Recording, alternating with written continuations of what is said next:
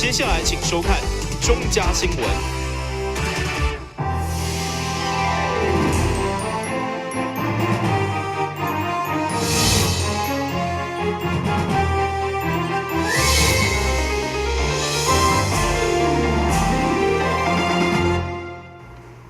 大家好，我是陈碧纯，欢迎收看4月26号礼拜2的中嘉台南地方新闻。安平港海运快递专区上午正式启动营运，而且安平港到泉州的航线也伫同一个时间正式首航。未来将为大台南业者提供完善又更方便的海运服务。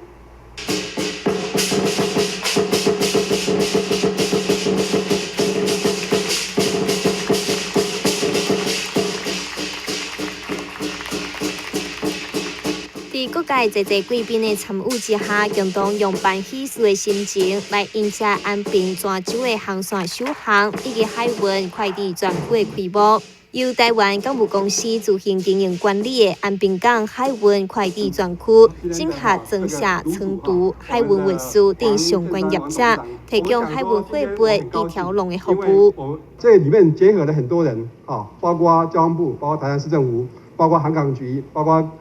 我们的那个海关里面的帮忙很多还包括我们的业者像一路花那个张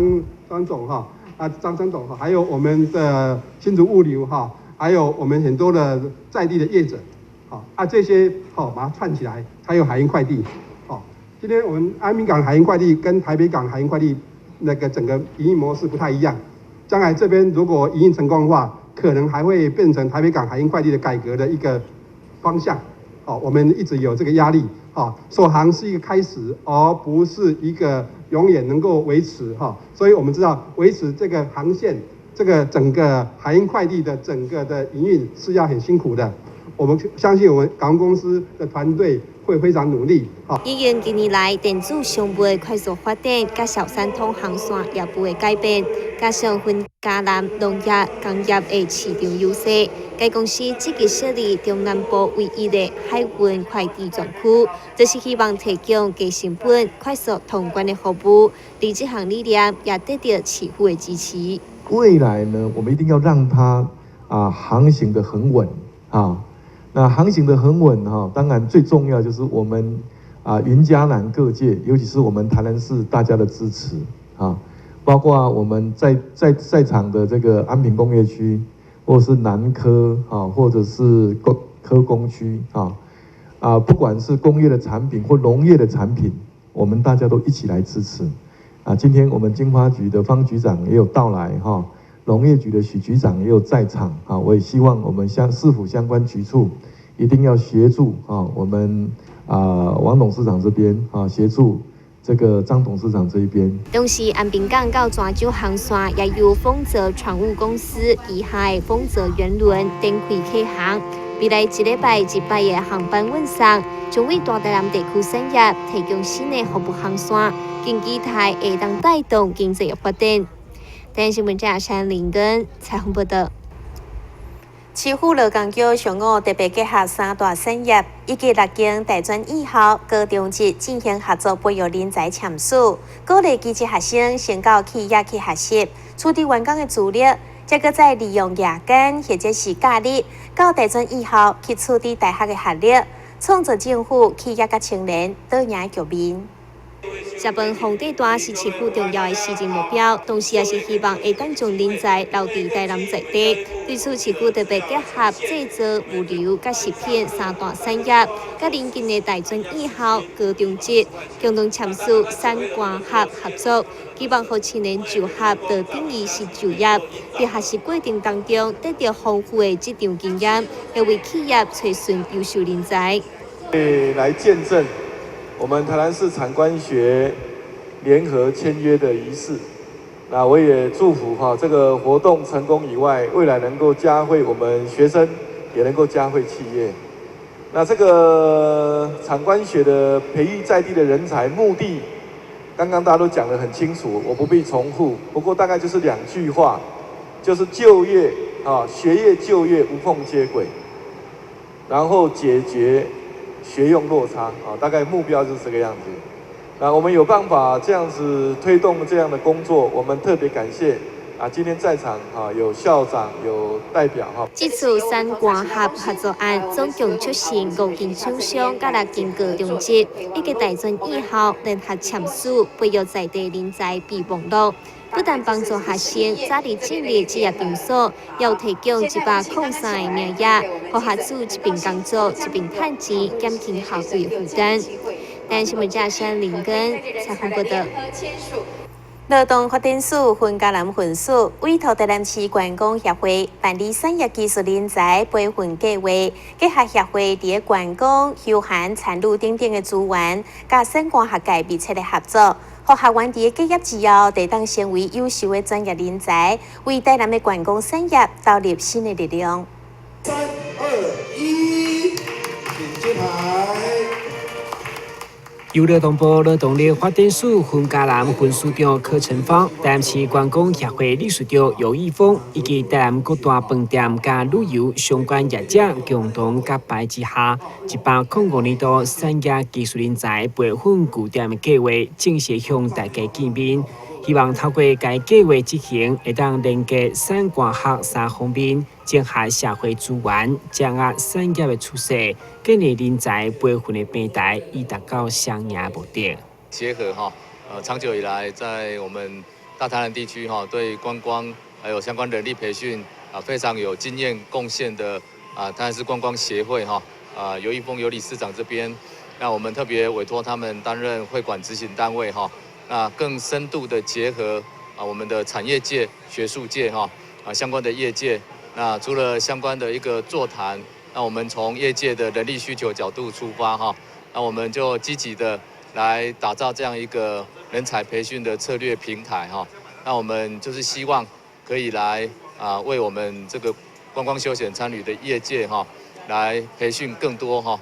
这个技术的一个人才这一次赢嘉南分署希望能够利用观光提振地方的观光经济增加就业率这一次的班有很多，包括中餐烘焙大客车的训练，这一些都是我们赢嘉南用很大的精神来推动失业者能够第二春的就业。协会办理的这份训练有各种的餐点、旅游、观光课程，师资拢非常优秀，课程嘛相当适应，让学员伫结训以后马上会当投入职场的工作，为台南这个国际一流的观光城市创造优质的观光旅游人才。台南新闻张伟忠采访报道。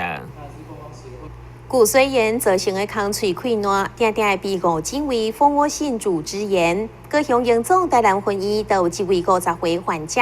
，2天前因为车祸，倒脚的镜头曾经做过截肢手术，但是有一个空喙一直无法度好，而且是愈破愈大孔。在诊疗之后，才发现是得到骨髓炎。经过病医特殊的治疗，现在已经完全恢复健康。5岁2天前因为车祸关系造成倒脚分喙腺骨折，不幸的是也感染了骨髓炎，造成骨头变形。我伫走路时磨破脚掌，嘛互原来小空喙一直无度好起来，到后来变成7公分外、宽5公分深的大空喙。后来经过朋友绍介，来到高雄荣总台南分院治疗。医方为了让空喙好起来，结合中西医药物，将伫4个月内治疗成功。陪朋友来遮时阵，拄好黄医生我甲讲，看我讲你这一定爱开刀哎呀，我讲好就开刀。伊讲你住一段时间我就来遮住了31天哎呀，伊开刀足大项的拢无法度工作。感染到骨髓炎，然后外面皮肤上有一个很大的伤口。所以我们在做治疗的时候，一定要把根本，也就是把骨髓炎的部分感染的骨头都要做切除。切除了以后，因为留下一个很大的伤口，它在空嘴不要那修刷，这个就变成很关键的事情。除了我们用这个抗生素来治疗以外，那伤口的部分呢，我们有采取2个治疗的方式，一个就是用一个现在最常用的现在很好用的一个商用的一个产品，再加上我个人自己特别特制的一个物品来治疗病人的伤口，就果然在1个月内我们就完全收口，就是刚刚各位所看到病人伤口的呈现的状况。因为伫临床检验优秀的治疗效果，高雄营总单位嘛将这个新药送检，并且申请专利。如果一切顺利，未来希望当做好更较侪患者。台南新闻张伟忠采访报道。南台科技大学甲宏基公司合作打造的智慧物联网，上午正式发表应用的成果。现场有无人车设计甲机械手臂的运用，使人见识到未来电脑科技的厉害。打造智慧物联网，袁教授是南大科大甲宏基股份有限公司互相合作，创新设计出来的架合模组，对产学合作到教育运用，学生只要透过手机就当学习，同时也当编写应用程式，发挥创意。宏基董事长也当场介绍物联网的各智慧。因为物跟物连接起来是死的，没有什么功能，没有什么作用。是物上面的资料，物上面的那个智慧相连起来，这才有意义。所以我们叫智联网。所以你会看到我们公司一直在讲说，我们叫物联网，叫智联网、智慧联网。南台也有幸跟大家这个结合在一起。我想今天是我们南台47年来。历史的记录的这个非常重要的一部分。洪教授搭配着云端甲物联网，会当有效培育着新一代资讯人才。同时，洪教授也入选世界通讯大会上届好的行动教育创新奖，成功骑上世界舞台。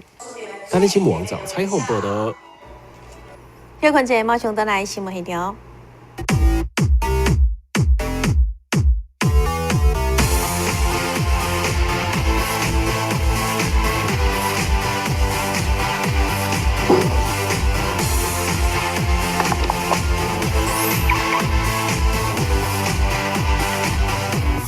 汽车哈，我不只有车，我还有司机。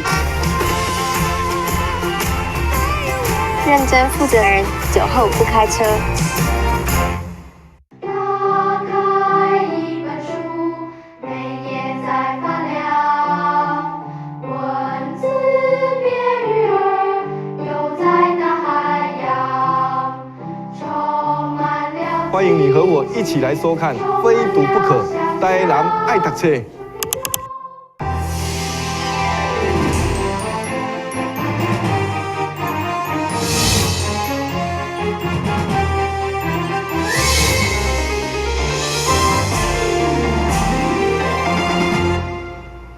北区区公所积极推动优质的宗教文化，今年迎接七夕，特别用心规划，邀请在地知名饭店的业者，甲四大元老的大观园亭、大翠元老研发奖品甜点。上午进行最后的二选一盘杯，由元老亲身来做决定。这两款甜品 cheesecake 甲法式传统甜点费南雪，就是今日元老被选择的七夕奖品。由亲自制作这两项甜品的法国籍总铺师罗伦，跋杯问元老。在咧紧张又个欢喜的气氛之下，法式传统甜点费南雪以3个圣杯赢过 cheesecake 的2个圣杯。罗伦首次体验台湾传统的宗教仪式，也体验到台南人的温暖。Something a bit different for me. 他第一次的经验，然后他感觉到就是跟台南这边的一些文化，感觉又感觉比较温暖一点。其实这次主要合作的契机是因为因为台南市政府本身也是在提倡台南是一个最适合人居住的一个城市，所以说我们这次有荣幸就是受到北区区公所的邀请。那因为我们饭店一直以来都是秉承在地共生共荣 （Global Yet Local） 这样的一个概念。那要跟在地文化做结合，那所以说我们自己本身也觉得，就是说跟月老来去做一个甜点的一个发想，是一件非常有趣的事情。今年这款的创意发想，妙方也感觉相当的趣味，希望双方的合作会当顺利。时代已经潮流的改变是不是传统的文化跟西方的创作呢能够来做一个结合？所以我们今天才邀请到精英饭店法国的主持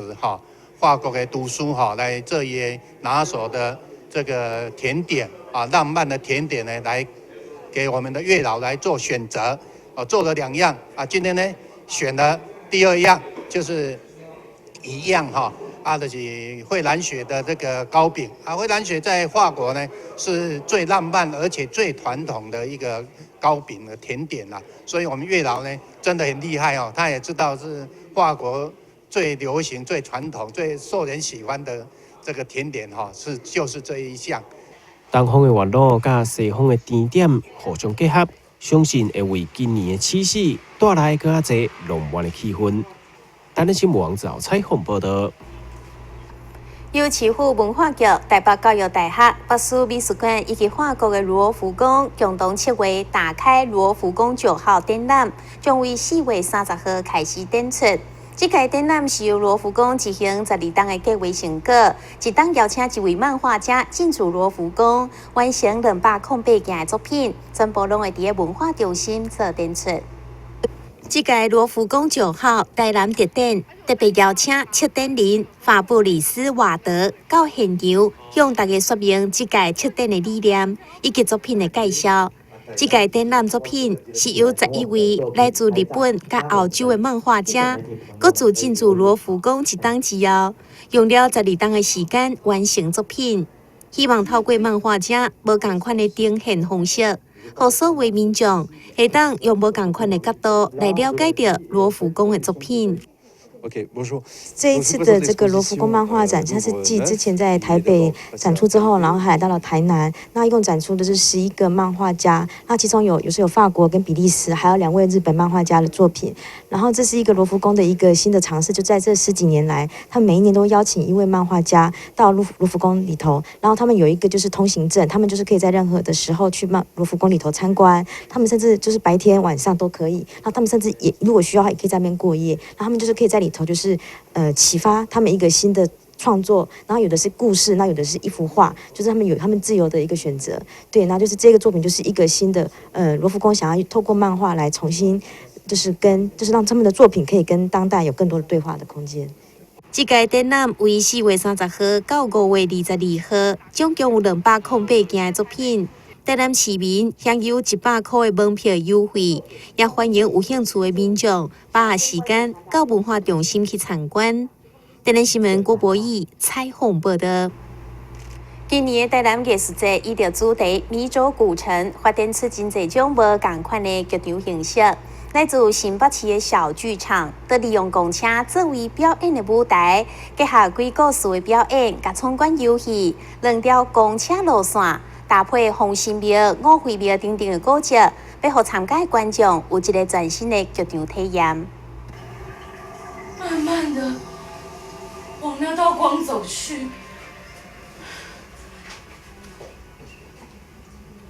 最后消失在壁橱里面。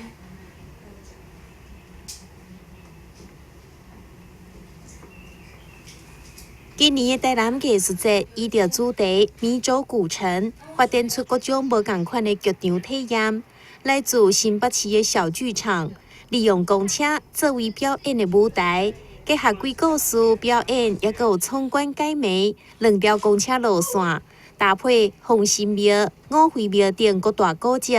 和参与的观众有了全新的剧场体验。这一次其实很有趣，就是结合台南很多在地的景点，然后比如像是，其实大家平常台南在地人都不敢靠近的五妃庙，那或者是我们有在光之庙与封神庙，然后跟丁总宿舍、无缘等等的场地，然后进行一些鬼故事的演出。那其实像是在无缘在封神庙演出的时候，我们就也蛮害怕的，因为我们在封神爷面前演鬼故事，那有种太岁头上动土的感觉。那我很希望说，观众可以来看这个演出，然后在这个解谜的过程当中呢，他们可能会看到说2台公车，然后不同的路线，然后不同的剧情，然后这些观众之间其实彼此之间他们也要有竞争的意识，然后跟这个戏又会互相结合在一起，等于在这个城市里面做一个有点像大逃杀的活动这样。为5分开始，港车的观众需要联手破解关卡。乌村埋藏伫府城古迹内面的神秘传说，这种特别的演出方式，也和4月28号到5月1号的市场表演门票全部拢卖了。若是对高级解谜有兴趣的民众，也会当参加另外一场城市游戏“迷走古城”，也是为5号开始，透过解谜寻宝，让民众透过游戏更加深入了解台南。台南新闻郭博义采访报道。甲状腺的功能是分泌甲状腺素来调整身体代谢、成长甲发育，所以若是甲状腺的机能低下，就会出现烧声、体重增加、皮肤变粗等等的症状。不过，却有一寡人因为镜头无明显，所以延误就医。甲状腺机能低下症，就是甲状腺无法度制造充足的甲状腺素，大部分是因为曾经做过甲状腺手术，也就是放射性原子点治疗，也就是有桥本氏甲状腺炎的患者，会造成全身代谢速度变慢，容易疲劳、爱困、惊寒等等的症头。为因为镜头无明显，所以病人上晚发现，无及时就医。甲状腺低下就是常常发生在之前有甲状腺亢进、吃药治疗，或者是曾经手术过，或是有做过原子点治疗的这些病人。那他可能随着年龄或时间的话，甲状腺功能就渐渐不足，所以产生功能不足而低下这样子。那常见的症状，一般来说就是会新陈代谢速度变慢。所以有的病人就会觉得很虚弱啊，想睡，或者是怕冷。那有的会便秘或是食欲不振。那有的人会觉得记忆力减退，或者是整个人行动很迟缓，反应很慢，讲话变得很慢，这些都是有可能的。那如果功能不足的话，产生低下，那有这些症状，一般就是到医院检查的话会抽血。那抽血可以评估甲状腺功能是不是够或是不够。那如果不够的话，就是补充甲状腺荷尔蒙。那这个荷尔蒙就是口服药，然后用嘴巴吃就可以了，不用打针。那很多功能低下的原因都是因为衰退或是功能被破坏掉了，所以是功能不容易恢复。所以这种治疗一般来说都是要持续长期的一直补充这个荷尔蒙。医师指出，目前针对甲状腺机能低下症采用的是甲状腺荷尔蒙治疗，需要长期追踪，所以民众绝对袂当家己黑白听药。台湾新闻架山郭博义采访报道。新闻再要赶快来关心气象。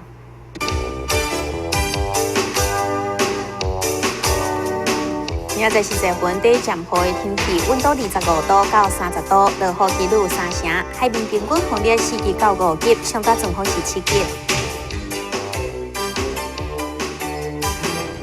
感谢你收看4月26号的中嘉台南地方新闻，我是陈美纯，咱再会。